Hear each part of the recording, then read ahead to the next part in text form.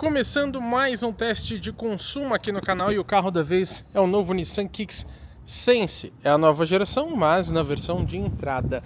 O assunto hoje é consumo de combustível, então nós vamos percorrer aquele nosso trecho padrão de teste aqui no canal. Ar-condicionado ligado, carro no modo eco, também start-stop ativado e abastecido com gasolina. A gente vai falando para vocês algumas características sobre este carro.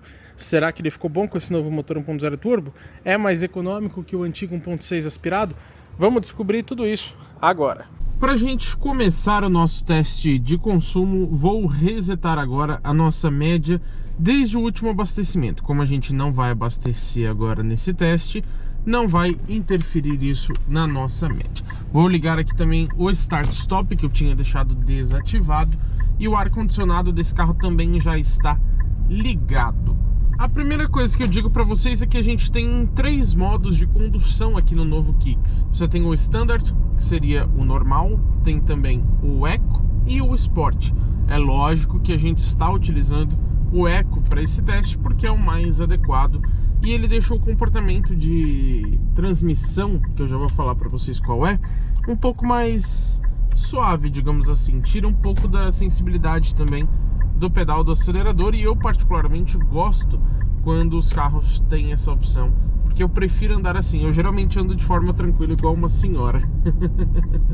Eu não costumo correr muito não, só de vez em quando. Vamos falar já também sobre conjunto mecânico para vocês, que é uma grande novidade aqui do novo Kicks. Você tem todas as versões dessa nova geração. Lembrando, o Kicks ele virou Kite agora, com uma reestilização que teve. Mudou o nome, mas é basicamente um Kicks antigo que a gente já conhece, com mais uma atualização visual. Agora, esse aqui que continua sendo chamado de Kicks é uma geração completamente nova, e a gente vai mostrar tudo na avaliação completa para vocês. E em todas as versões dessa nova geração a gente tem um motor 1.0 220T, que seria o 1.0 Turbo Flex. Ele tem 3 cilindros em linha, injeção direta de combustível, e rende para nós uma potência máxima de 125 cavalos no etanol ou 120 na gasolina, com torque de 22,4 no etanol e 20,4 na gasolina. Estamos com o carro abastecido com gasolina, então vocês podem considerar esses números menores. Também em todas as versões a gente tem a transmissão automatizada de dupla embreagem com 6 velocidades. Aquela transmissão que dá medo em muita gente, eu sei disso. O brasileiro tá traumatizado até hoje com o Power Shift e também com alguns câmbios de simples embreagem, né? A iMotion, Dualogic e etc. E pessoal, realmente a durabilidade a gente vai ver com o tempo, mas eu entendo o receio de vocês, porque realmente é um câmbio um pouco mais delicado que costuma dar problemas mais facilmente. Junto com esse conjunto, a gente tem também a tração dianteira. E pessoal, eu vou aproveitar para ressaltar que a gente tem o modo Eco, como eu disse, e ele interfere também no ar-condicionado ou no controle de cruzeiro, por exemplo, e etc, que é o piloto automático. Se você quiser, você seleciona isso pelo painel de instrumentos, se ele vai afetar esses pontos ou não. E aqui eu deixei ativado, então ele deixa o ar-condicionado um pouquinho mais econômico também. Agora, sobre esse câmbio de dupla embreagem com 6 velocidades, eita rapaz, ó. Ai, hein? Sai sem olhar, meu amigo, aí não dá, né? Aí fica complicado pra gente. Mas como eu estava querendo dizer sobre o câmbio, ele não é tanto do meu agrado. Isso porque a gente percebe, principalmente nas subidas, ele demora um pouquinho para entender o que ele precisa fazer. Ele dá uma certa engasgadinha, digamos assim, para fazer uma troca de marcha numa subida. Ou você tem que pisar consideravelmente a mais no pedal, às vezes, para fazer ele trocar uma marcha. Então eu acho que ele não é assim tão bem calibrado quanto eu esperava ou quanto poderia ser. Para manobrar, às vezes também ele acaba meio que soltando a embreagem, então ele é um pouquinho mais rápido às vezes do que você quer que ele seja, né? Eu quero falar agora para vocês sobre o peso, e é do carro, claro, não é o meu, porque não quero que vocês se assustem nesse momento. essa versão Sense, eu falei que vocês não vão se assustar, mas talvez se assustem até com o peso do carro, porque essa versão de entrada, lembrando o motor 1.0 turbo, e já são consideráveis 1.322 quilos. Não é um carro absurdamente pesado, mas também não é dos mais leves. A questão é que quando você compara com outros SUVs compactos, você percebe que por ser a versão de entrada e 1.0 turbo, ele é um pouco mais pesado. Um Volkswagen T-Cross Extreme, que é a versão top de linha, quanto mais equipado, mais pesado o carro fica, e é também um motor 1.4 turbo, aqui é 1.0. Lá ele pesa aproximadamente 1.305 kg. Esse aqui é um pouco mais pesado, mesmo sendo 1.0. E você que acompanha o nosso canal já sabe que depois do peso, geralmente eu falo do preço, então vamos falar. Esse sim é um ponto bastante assustador aqui no novo Nissan Kicks.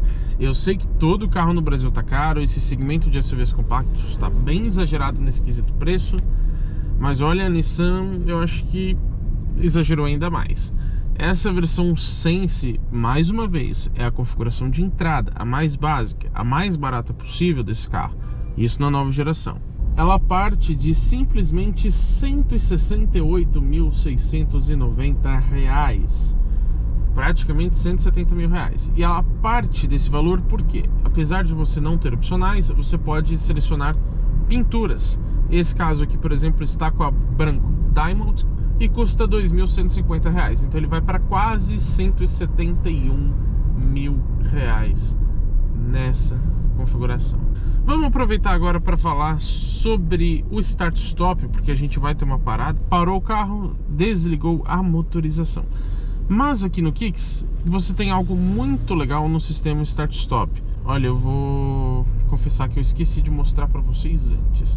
Mas nós temos aqui, ó, nesse último trajeto, já 30 ml economizados somente pelo sistema start-stop. Ele já ficou aqui, só nesse tempinho que estamos dirigindo, cerca de 3 minutos com o motor desligado através do sistema start-stop.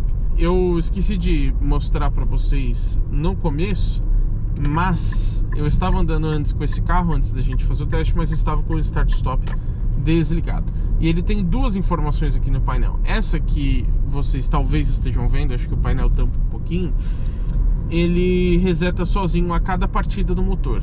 Não a partida pelo start-stop, né? Toda vez que você liga e desliga o carro. Ou seja, a cada viagem. E como eu disse, eu estava andando antes com esse carro, mas com o start-stop desligado. Então, esses dados aqui é realmente do nosso teste de consumo. Você tem outra tela, e essa que eu resetei praticamente quando eu peguei o carro. E até então, praticamente uma semana de uso. Lembrando, não é 100% de cidade, né? Eu também peguei estrada, e na estrada o start-stop praticamente não desliga, né? Só quando você para o carro. E desde que eu peguei o carro já foram 1 hora e 9 minutos com o motor desligado através desse recurso. E o start-stop ele nem funciona a todo momento, porque às vezes a bateria está um pouco mais descarregada, então ele prefere não desligar. Às vezes a temperatura do carro está muito baixa, às vezes a subida é muito íngreme e etc. E mesmo assim, ó, 1 hora e 10 praticamente com o motor desligado. Isso rendeu para nós uma economia de 754 ml de gasolina. Não é nada absurdo, mas vocês podem ver que de fato economiza. E agora que a gente está parando, ó, ele já está contando o tempo ali também. E já aumentou. Estava 30 ml, já está passando agora para 32, 33. Embora o foco do start-stop não seja economizar combustível, e sim reduzir a emissão de poluentes. Você vai mesmo dizer para mim que você está assistindo esse vídeo até agora e ainda não deixou o seu like aqui embaixo? Poxa vida, é algo de graça. Você consegue ajudar bastante o nosso canal sem pagar nada por isso. Agora eu preciso falar para vocês sobre aquela questão da variação a cada teste. Vocês já estão cansados de ouvir, né? Mas eu preciso falar, chega muita gente nova aqui no canal e é importante explicar algumas coisas. A gente faz um trecho não muito longo porque a variação a cada um dos testes seria absurda. Fazendo um trecho um pouquinho mais curto, a gente consegue controlar melhor as variações, porque a gente dirige de forma muito parecida, o trânsito é parecido, porque se estiver muito trânsito a gente repete o teste, a gente não considera aquilo lá, para não ser injusto com nenhum carro.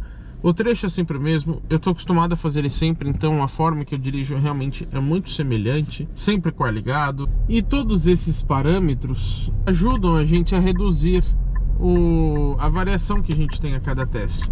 Mas tem coisas que a gente não consegue controlar. Por exemplo, esse caminhão que simplesmente parou no meio da rua.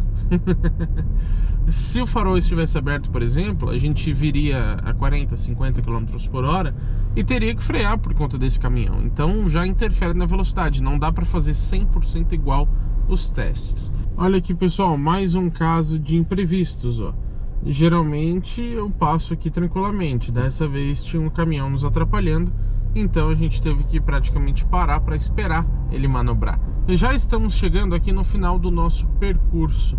E como ele reseta essa parte do start-stop toda vez que você desliga o motor, eu quero citar para vocês antes como que ficou o resultado de economia do start-stop antes de desligar a motorização. Infelizmente essa versão não tem a câmera 360 graus, tá, pessoal? Aqui está bom. Foram então, ó, 6 minutos e 9 segundos de economia. Já está aumentando porque ele acabou de desligar o motor. E foram 68 ml economizados só nesse nosso trecho. Vamos desligar o motor. Agora nada interfere na nossa média. Vamos lá então, ligando o painel digital de 7 polegadas. Infelizmente, ele fica contando o tempo do trajeto e diminuindo a velocidade média, mesmo com o motor desligado, que não faz sentido. Isso se a chave tiver acionada, lógico, né? Então, assim que a gente chegou, os números estavam um pouquinho diferentes. Os mesmos 10,1 km, mais 28 minutos, ele já está batendo ali quase 30, e a velocidade média de 22 km por hora. O que já é um pouco pior do que geralmente levamos. Pegamos bastante semáforos hoje. Geralmente fica entre 24 e 25, tanto a velocidade média quanto o tempo do trajeto. Já a média, essa não mudou, claro, porque a gente não mexeu no motor. 10,8 km por litro na gasolina e com ar-condicionado ligado. O Inmetro fala que com esse combustível na cidade, esse carro faz 11,7, ou seja, nossa média ficou praticamente 1 km por litro abaixo daquela do Inmetro.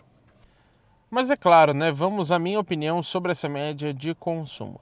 Eu acho mediana. Ela não é ruim, está longe disso, mas também não agrada ao ponto de falar, nossa, que carro super econômico. Está realmente na média da categoria. Para um motor 1.0 turbo, eu acho que poderia ser até um pouco mais econômico, principalmente porque já tem start-stop que ajuda nisso, como vocês viram. Para efeito de comparação, a gente já testou aqui no canal o Jeep Renegade Altitude 2026, e ele fez 11 km por litro nesse mesmo trajeto também com gasolina. Só que o Renegade é 1.3 turbo, aqui é 1.0. Cito também o Fiat Fastback na versão Impetus 1.0 turbo híbrida leve, 2026 também, hein? Fez 10,9 km por litro, um pouquinho mais próximo já aqui do Kicks, como eu disse, está na média da categoria. Agora, quando a gente vê, por exemplo, que um Honda HR-V Touring, já 2026 também, fez 11,5 km por litro, sendo 1.5 turbo, aí a gente realmente pode perceber que, por ser 1.0, esses SUVs compactos poderiam sim ser um pouco mais econômicos. De toda forma, está longe de ser beberrão, mas o consumo assim não surpreende. E uma última comparação, vou citar com o Citroën C3 Aircross, agora é só Aircross, né? Na versão XTR de 7 lugares, 1.0 turbo na linha 2026, e ele fez 9,7 km por litro. Aí já ficou consideravelmente abaixo aqui do Kicks. Enfim, o consumo é mediano, eu esperava até um pouquinho mais por ser um motor 1.0 turbo aliado a um câmbio automatizado de dupla embreagem. Não sai do vídeo sem deixar a sua opinião nos comentários, é tão legal para a gente ter uma conversa, para debater sobre esse assunto. Eu gostaria de saber o que você acha sobre esse consumo. E por que não comentar também o que você acha sobre o novo Nissan Kicks de modo geral? Você compraria esse carro por cerca de R$171 mil? Como tá caro, hein? E é lógico, se inscreva no canal e ative as notificações, porque teremos muito conteúdo legal com esse carro e também com todos os outros que passam pelo teste de uma semana aqui no canal GT Autos.